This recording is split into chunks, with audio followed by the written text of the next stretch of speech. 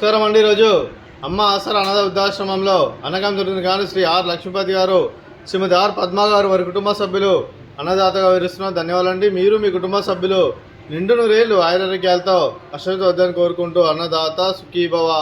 అలాగే ఈరోజు సందర్భం అంటే మానవ సేవ మానవ లక్ష్యంగా 65 మంది నిరాశ్రతుల ఆకలి తీర్చడానికి శ్రీ ఆర్ లక్ష్మీపతి గారిచే నెలవారీ దాతగా అన్నగం చేయడం జరుగుతుంది.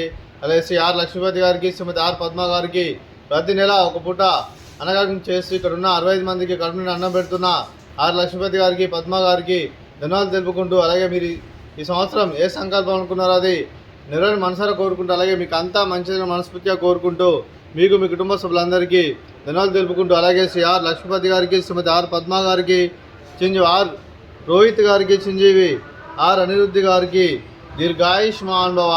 మీరు నిండు నూరేళ్ళు ఆయురారోగ్యాలతో అశ్వత వద్దని కోరుకుంటూ, అలాగే సంవత్సరం తలపెట్టిన అన్ని పనులు విజయం లభించి ఆధ్యాత్మికంగా వ్యక్తిగతంగా ఉన్నత శిఖరాలను అందించే శక్తి ఆ భగవంతుడు మీకు ప్రశంసలు కోరుకుంటూ, అలాగే మీకు ఎన్నటి తరగని ఆయుర ఆరోగ్యాలు అష్టైశ్వర్యాలు సుఖశాంతులను ప్రశంస దేవుని వేడుతూ దీర్ఘాయుష్మాన్ భవ.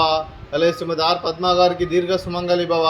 మీరు నిండు ముత్తైతనం చేసి ఎంతోమందికి ఆదర్శంగా అన్నలు కోరుకుంటూ, ఆ దుర్గాదేవి ఆశీస్సులు లక్ష్మీదేవి దేవుని మీకు ఎల్లప్పుడూ కోరుకుంటూ దీర్ఘ సుమంగళి భవ.